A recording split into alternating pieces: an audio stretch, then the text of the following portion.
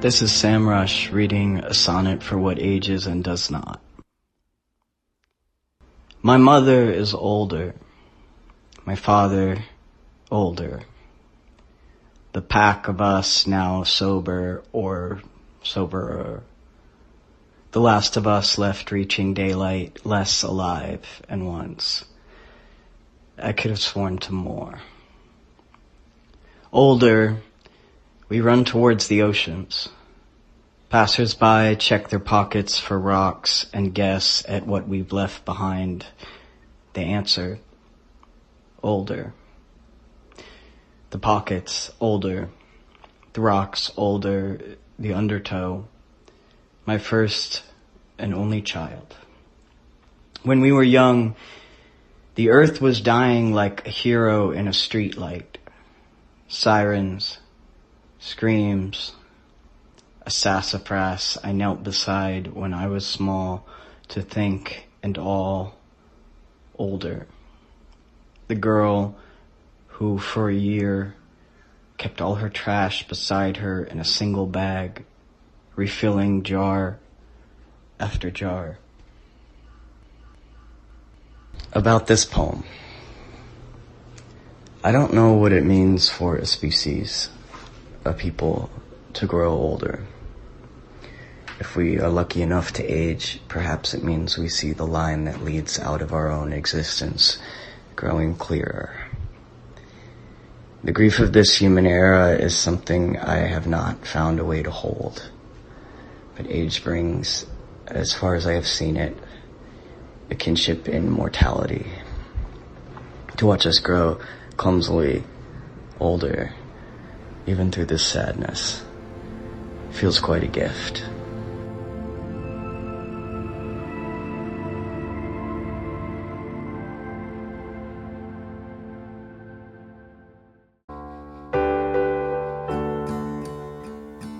Hello, everyone, and welcome to yet another edition of Dylan Box. We haven't been with you in a while, so we're glad to be back. My name's Ryan. And I'm Chris.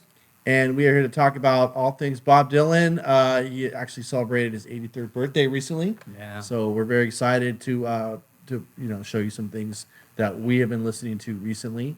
One thing that I was thinking about the other day was let's go back and see what we can find that's in the Bootleg Series, because there are a lot of interesting scraps that might have come from studio sessions, but this one in particular is very special. Reach in the box, Yes. or even behind the box. It's so large that Yes. we have here Bob Dylan and the band, the Basement Tapes Raw. This is Bootleg Series Volume 11. This is the vinyl edition, which I believe is 5 LPs. It doesn't have everything. If you get the CDs, you're going to get pretty much everything. Yeah, I was going to actually bring that along, but we'll cover the basics from here. Talk about a seminal period of time. This is the spot. This is the album that documents. Absolutely. So maybe we could talk a little bit about how this came to be. Yeah. Dylan was on a very long tour with the band. He was doing a set of acoustic music. Then he'd come out with electric music with the band, of course. And I believe that kind of tour just ran him out ragged because he was getting a lot of flack in the press. He was getting the fans calling him Judas, or in one case, I think he was tired. Yeah. And he just wanted something different. So he moved with his family to upstate New York, Woodstock. He had a motorcycle accident, which to this day is people speculate about it, whether it was either a real thing or it wasn't as much of an accident as it was. Either way, it allowed Dylan some time to relax, regroup, find himself, and then get back to recording music. And this was done in 1967. Which is interesting because if you look at what was being done in 1967, it was far from this, right? It is, and I think part of the surprise in that it was recorded so early is that it was released officially as an album much later in the sequence. So when the Basement Tapes come out, I don't know if folks really could appreciate. It's not contrary, but sort of contrary to the music of the time. This was, but not for Dylan. And just listening to it now, Obviously, some of it was in the basement of the house where the band lived, which is called Big Pink. Yeah. Some of it was done in Dylan's living room or in his basement, I guess. Either way, it was all done on tapes.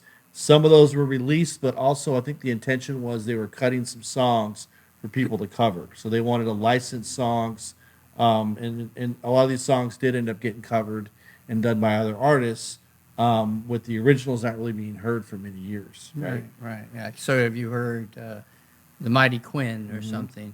You maybe wouldn't even know that it was a Dylan song. Yeah. You know, even with the Beatles, you know, the early incarnation of the Beatles, there's notion that they could be, oh, we're going to be songwriters, and you know, we'll sell our songs to other people, and you know, we'll be known as these songwriters, not even anticipating the you know, the impact that the Beatles were going to have. Well, Dylan always considered himself a you know, song and dance man Yes. or whatever. So the notion of you could be writing some songs that other people cover, that happened very early. You know, Uh-huh. Peter, Paul, and Mary, and there's people who would just do it because it's Dylan and it's good for their bank account. Yeah. But Dylan was already selling a lot of songs, so this wouldn't be unusual. Yeah. He had taken this break. Mm-hmm. And yeah, the motorcycle thing, he might have just tripped over his son's trike or Sure. something. Yeah. In Called the down front a lawn, and yeah, scraped up his shin. Little bump on his Yeah. head. Like buying that time, if you go back to, I guess No Direction Home, Yeah.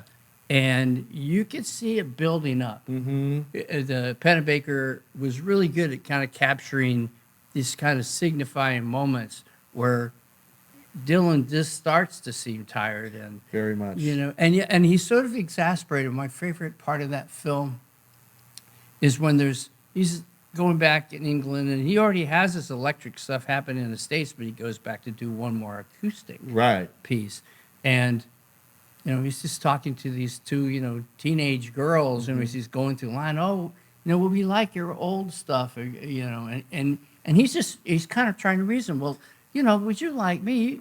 You'd want me to enjoy my music. Right. You'd want me to be Yeah. happy too. Yeah. And they go, oh yeah, we do. And you just see he's like trying to convince anyone, even Yes. these teenagers, that he'd have to move on. And in doing so and getting, you know, so much flack with his electric stuff, the band didn't want, you know, especially Levon Helms, to get me out of here. Right. Which he isn't on a lot of this. I didn't Right. know, but like he's not on the whole thing. Yeah, It's he like, shows up you a know. little bit later, Right. partially because it goes, is it Dylan? Check me out. I'll be Exactly. someplace else.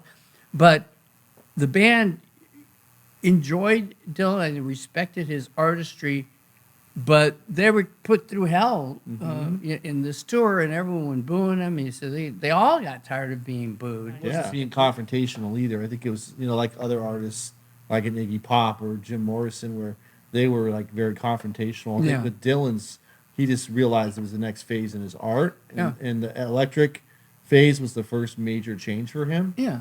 And then they came this, right? So you know, so they're yelling out Judas, and he, you know, I don't believe you. He could just start yelling, come up here and say that to me. And Dylan's about this I'm going to big. fight you. Yeah, I'm gonna fight you. I'll hit you with my guitar. Yeah. But no, he just says, I don't believe you, which is it's an interesting statement It because is. again, it's like him talking to the teenagers. It's like, don't you want me to be happy? Right. I think it's as simple Don't as you that. want me to evolve?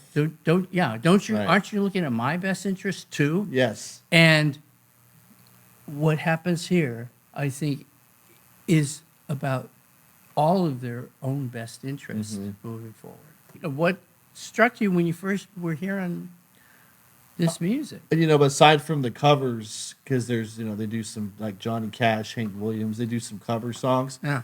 Aside from those, the originals, they sounded very like thrown together. Yeah. But very like and they literally were. Like if you go, like Dylan was actually writing the songs on a typewriter before they even did them. Yeah.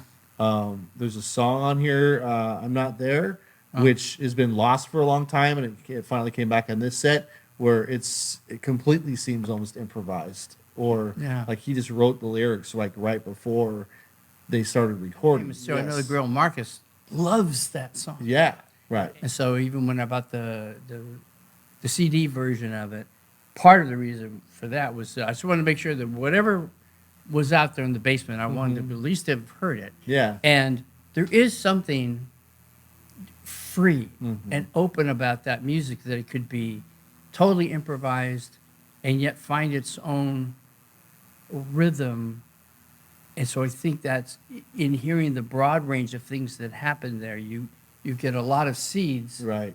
of what was gonna, where they all were headed as the band Yes. moving forward, and then Dylan moving When they forward. play a lot of these songs, they come together so organically, where he'll start or one instrument and then they just kind of come together. Yeah. And so it's not like they jump in, and it's not like we hear them rehearsing, essentially. So Yeah. a lot of these songs, it's their interpretation of the song, but then with the original, a lot of the originals are very funny or they're just silly, and you can tell they're having a lot of fun. Right. And they're really just getting back to basics, and then, like you said, laying the groundwork for other things that other people started to hear. Yeah. So, you had like Eric Clapton, for example, heard the first band album, probably heard some of these songs, and he just said, I don't know what Cream has done. I'm disbanding Cream, we're getting back to other things. Right. George Harrison, same thing. He heard certain aspects of this music and the band's first album and decided, we need to get back to basics Right. with what we're doing. It changed a lot of people at the time after they heard this music in that first band album. And you're kind of the end days of the Beatles, but it talks about Harrison, going to see Clapton playing with Delaney and Bonnie Brown. Right. And I never knew that Harrison joined the band and played with them at shows in England. I didn't know, yeah. Yeah, and it's just like, but it was all based on the same thing. It was, Right. I saw the band.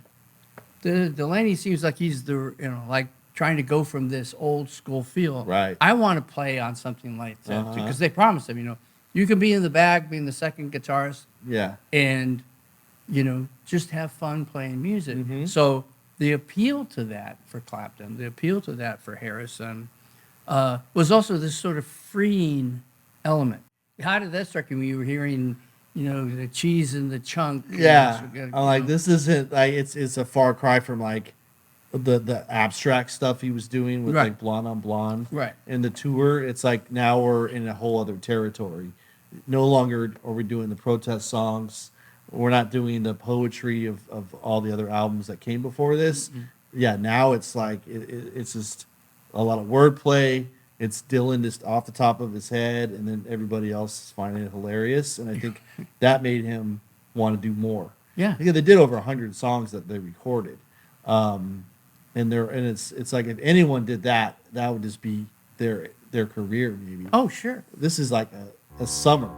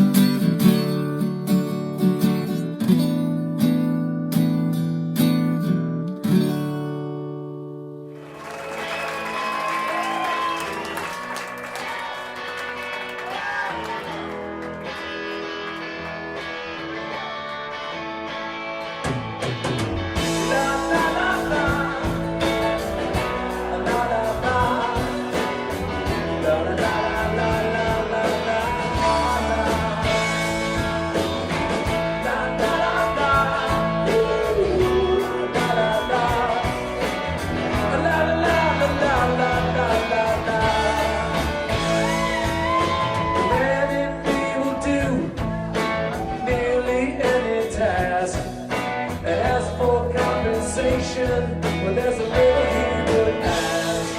It takes a woman like you to get through to the man in me. Storm clouds are raging all around my door. I say to myself, I might not take it anymore.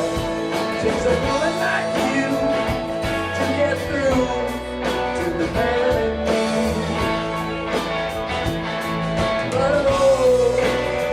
What a wonderful feeling, just to know that you are here. Yeah, it sets my heart to beating, from my toes right up to my ears. Take a break.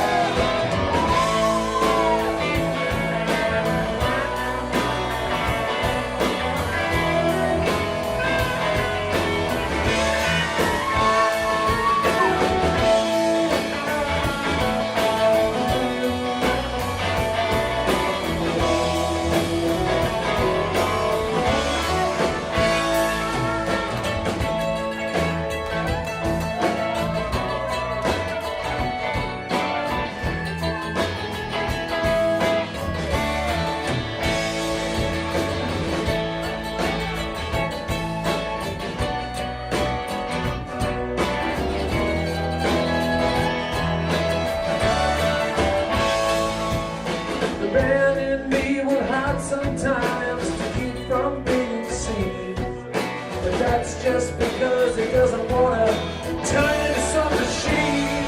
It takes a woman like your kind just to find the man in me.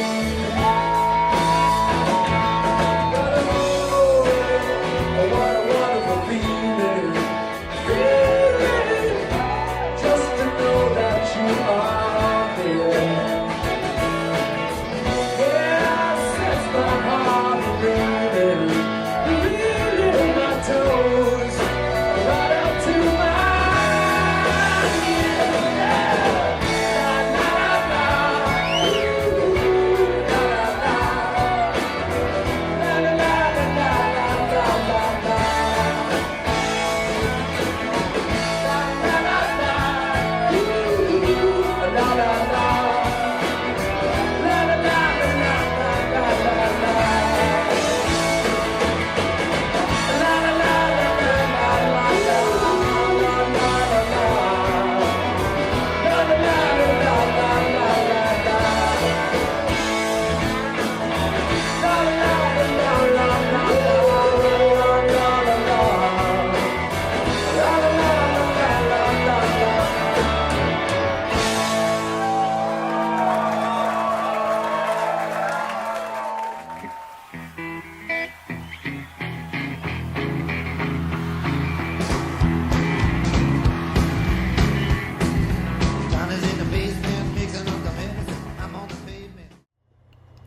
These segments we're going to dip into the very fun but very heavy Bob Dylan book, Mixing Up the Medicine, that features exhibits from the Bob Dylan Center in Tulsa, Oklahoma.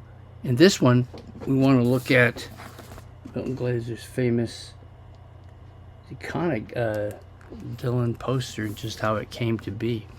Well, what happened after Dylan's motorcycle accident, and this kind of wild speculation of, was he dead? Was he alive? Was he ever going to do music again? Columbia decided they needed to put out a greatest hits album to, keep their star in the limelight. So, to kind of just push the album a little extra, they decided to put a poster, and Milton Glaser was hired to design what ends up being a very iconic poster. Well, he starts with a self-portrait by Marcel Duchamp. It's like from the 50s, and it has this very, very stark, just, side glance of the face. And you can see how he takes that, kind of flips it, and has the Dylan piece, and then as this, very psychedelic hairdo that really fit, the feel of that era. Didn't really fit Dylan so much anymore because he wasn't going to do that psychedelic music anymore. And there is some feedback that he not only didn't like the greatest hits concept, but he didn't like the poster very much either. After the poster, Columbia went to their art design and did a series of photos with a model, very model holding the Dylan poster and hiding behind it. But it was in black and white, and so the whole kind of colorful psychedelic Dylan hair really didn't pop through, and so it was not very successful and was never used. This is a good example of some of the things that are in mixing up the medicine. Each page has a little revelation, and this is the story about the Dylan poster. P.S.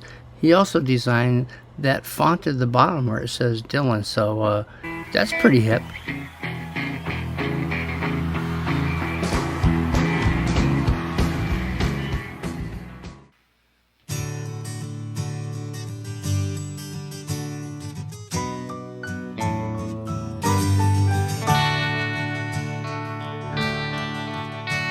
With the last band this evening, we brought our own power. Hey, play Orange Blossom. That's late for this hour. Notes falling higher than meteor showers. Hung over this circus, it's late. Late talent hour. Flies through the skylines, electrical every time. Come on, you love lights, shine, please shine. Notes become fireflies, they spin through the towers. Hey, play Sugar Mountain. That's late for this hour. Come, won't you play for us? Come spend the day with us. Spend the I'm done with this circus, it's late. Late talent hour.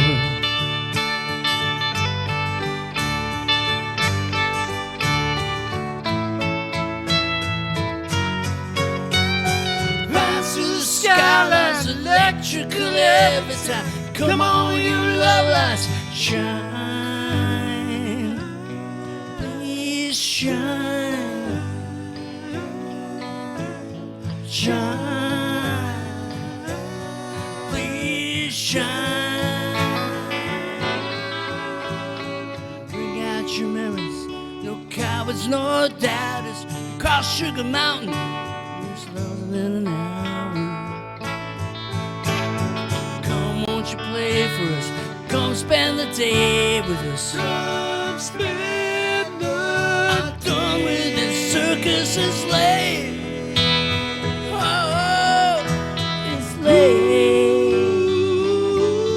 Late talent hour.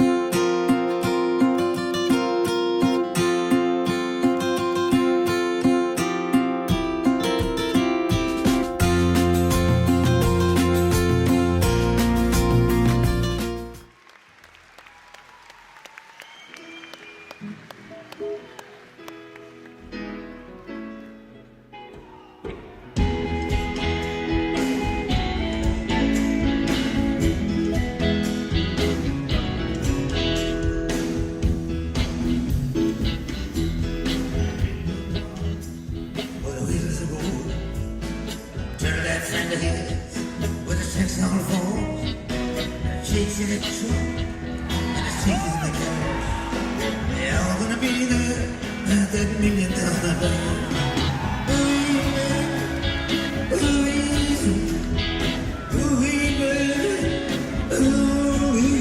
It's that $1,000,000 band.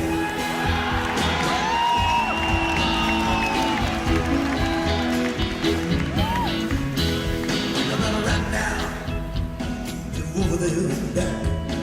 A lot of they go with a bigger thing, right? Come on now, sweet, don't forget the flash. They all gonna be there at that $1,000,000 bash. Ooh-wee, baby, ooh-wee, baby, ooh-wee. It's that $1,000,000 bash.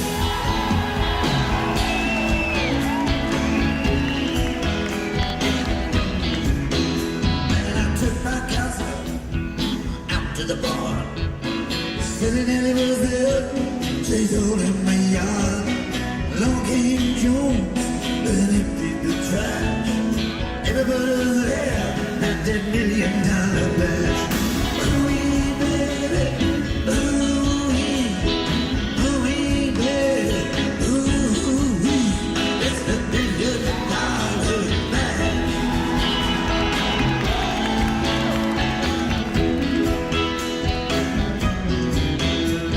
I'm hitting it too hard, my stones won't break.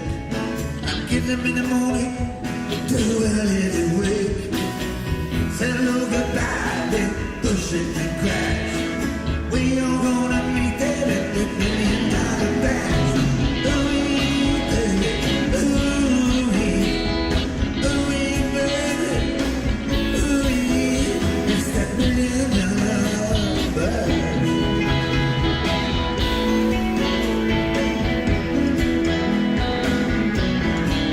I know I looked at my watch, I looked at my wrist.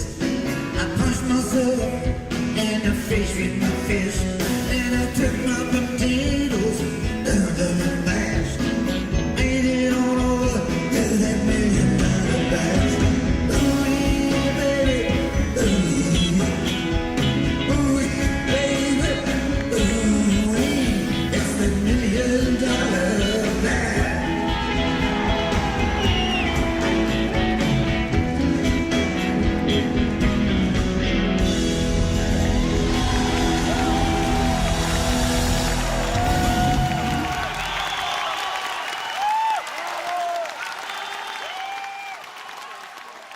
Wait,